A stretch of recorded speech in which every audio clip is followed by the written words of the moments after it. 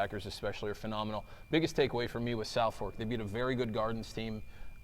Their offense is so varied, it's kind of pick your poison. Do you want Stanley and Cephas to beat you, or do you want to let Stone Labanowitz try to throw the ball all over the yard? So the fact that they had 4 takeaways, though, for their defense, that's a great sign for their defense.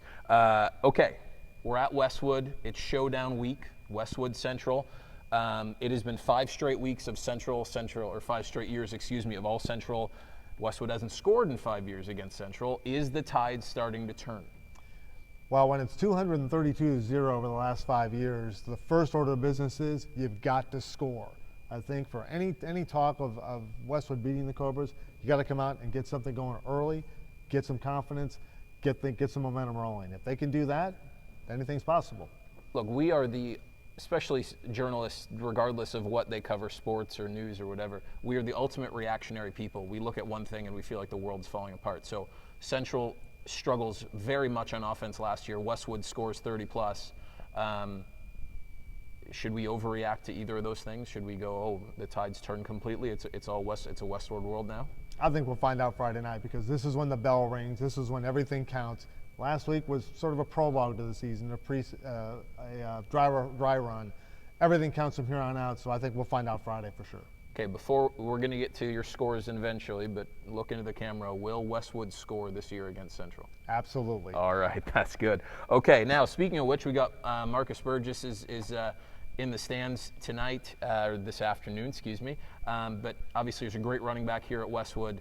You got Akeem Dixon at Vero, Jason Laux at Jensen Beach, Cephas Leonard, Stanley Spence at South Fork.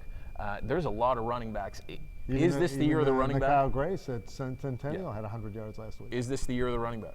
Well, I think maybe not the year of the running back, but I think the year where offenses get more versatile. I think the idea of throwing the ball 50 times a game or 30 times or 40 times a game, I think maybe that's going to pass a little bit, because I think that coaches are realizing that the more versatility you have, the more difficult you are to defend. Sure. All right, let's bring in these guys. Tariq Reeves, I apologize, I knew I was going to say it wrong. Tariq Reeves, senior, Vero Beach. What positions you playing this year? Receiver and probably a little safety, corner. Okay. You returning kicks too, or no? Of course. Okay. You got a new coach, new coaching staff, all new. What's different? What feels different about this team? Just being more prepared. We was prepared last year, but not as much as we feel this year. We our coaches have real high expectations of us, so we got a lot to do and a lot to look forward to. I sat down with Coach Shep a couple weeks ago and I said, hey, what's your realistic expectation for the year? He said to go undefeated. Right. And I was waiting for him to go, haha, gotcha, because you guys have struggled the last couple of years, but he was dead serious. When you have a coach who says, I expect my team to go undefeated, what does that do for you as a player? Make us, work harder, try to reach his expectations for the most part, and just ball, That's all I really have to say. All right, Dennis, what was the number, Westwood Central, last couple of years? 232-0. You obviously weren't playing in all those, so I'm not going to make you take the blame for all those losses, but what has it been like in those games the last couple of years for you? It's been very, very frustrating, difficult, because, we have people who stand behind us, people who want to see us succeed, but, the tides get turned, and that's not what happened. For the most part, it's very frustrating. Very, very frustrating. What would it mean to you to come out of Friday's game with a win, and what would it be like coming back to school on Monday? I might not come to school Monday if we win Friday. Okay, just honestly. Your administration's here, so don't say that. If we win Friday, I might not come to school Monday. It's gonna be really, really big, and just not for our team and not for our staff, for the community, for everyone who's behind Westwood, who want to see Westwood do good, who believe in Westwood, because the past 5 years we let them down. So to win, it will be very, very big. Okay. All right. Appreciate it, Shep. You want to take those? We'll try not to call an SRO if you decide not to skip school.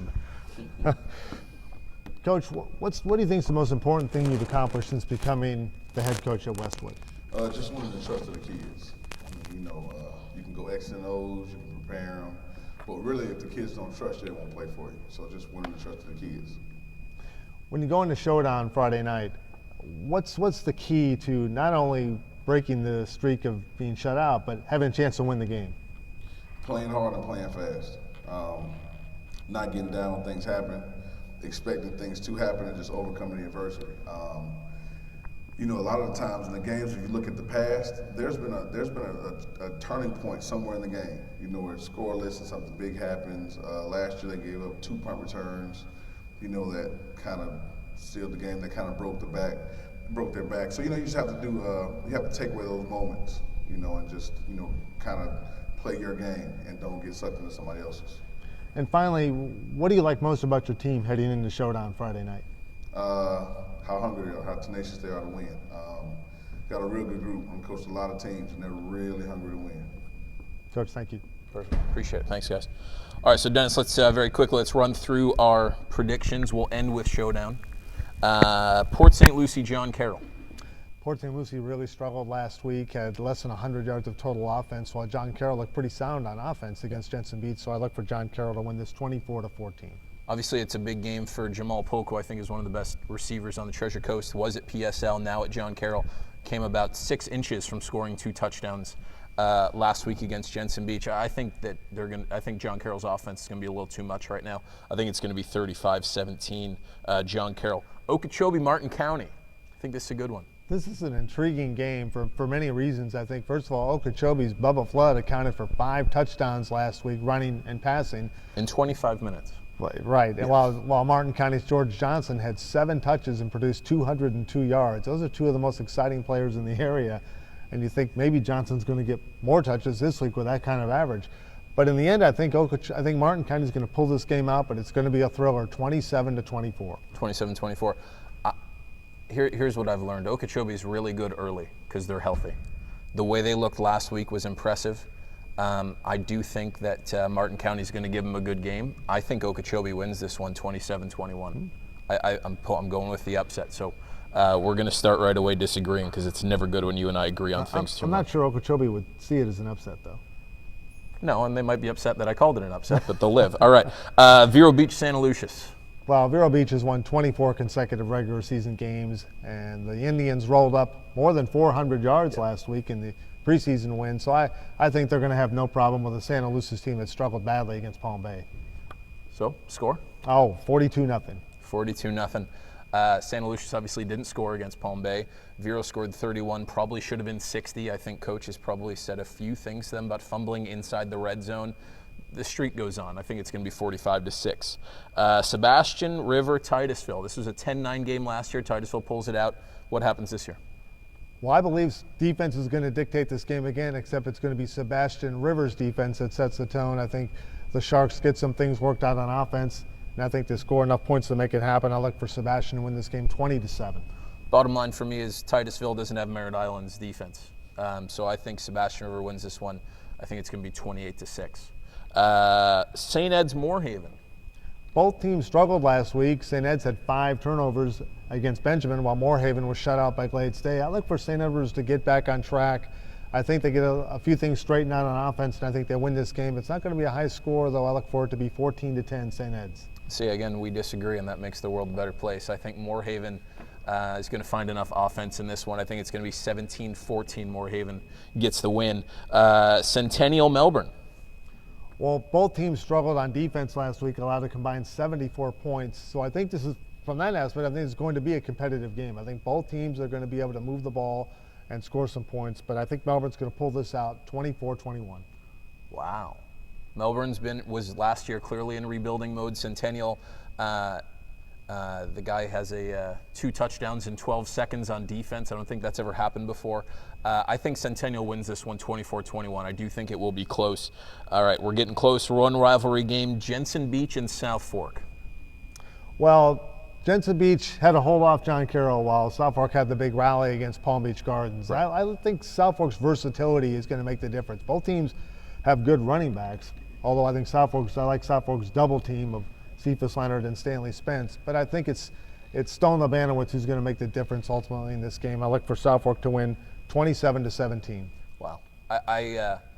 I went to the Jensen Beach game, very impressed with their defensive backs. I don't think that it's going to be as easy to prepare for South Fork because of the way they run the ball, because you have to not focus on one back but two. So for that reason, I'm going to go with you. I think South Fork beats Jensen Beach, and I think it's going to be 30-17. By the way, if you get a chance to watch Jensen Beach kicker Sam Oliver, I'm going to throw in a plug for special teams.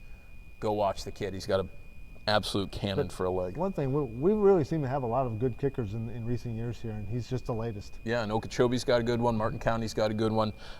So absolutely something to watch out for. Showdown, Central Westwood. Wow, you know, for the past 5 years, this game is, frankly, has been a snoozer because Central has just gotten off to a quick start and shut them out 5 years in a row. But I think this is the most compelling game, obviously, since the 2010 matchup of unbeatens. And I think Fort Pierce Westwood is going to give Central all it can handle this week. I love the way Marcus Burgess has run the ball as a starting running back. He averaged 7.3 yards a carry last year, had over 1,000 yards total. That's the guy that Central better stop if they hope to win. That said, I think Central will rebound on offense. I think they will get some things together, and I think it will be a very competitive game, but I look for the Cobras to pull it out in a thrower 21-17. All right, you might need security leaving here, but that's okay. It's just cows. They're just saying moo. You know, I'll be honest. I've gone back and forth on this for about 2 weeks, you know, because I knew we were going to come here. And so I was really feeling, up until last week, I was feeling like, you know what, it's one more year. Westwood needs one more year to make that transition complete. And then I saw the way Central struggled. I don't think they'll struggle as much on offense. I do believe that Westwood's offense is for real. I think the running game's really good. I love Keontae Blackwood at quarterback. I think they have a lot of skill guys that are going to give Central problems. I think Westwood pulls off the upset. I guess it's an upset. 21-20. 21-20, it's going to be just as close. Well, wait a minute. Is this going to be a two-point conversion at the end to win the game as it was in 2010? I'm not going that far with it, but we'll see. Is Wonderful Terry going to be in the house? They don't know. Oh. All right. We want to hear back. Oh, wait, hold on. I think, did you guys have a pick? Who do you guys pick? Westwood, Central. Who do you got? Okay, one of you remembered to put the signs up, and the rest of them are going to put them up now. We didn't tell them to do that. They told me they were going to and forgot. Anyways, we want to hear back from you all week. Hashtag TC PrepZone, at Dennis Jacob 80, at John Santucci. Have a great week, everybody. Westwood, thank you so much. See ya.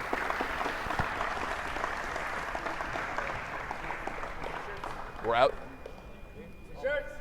We out?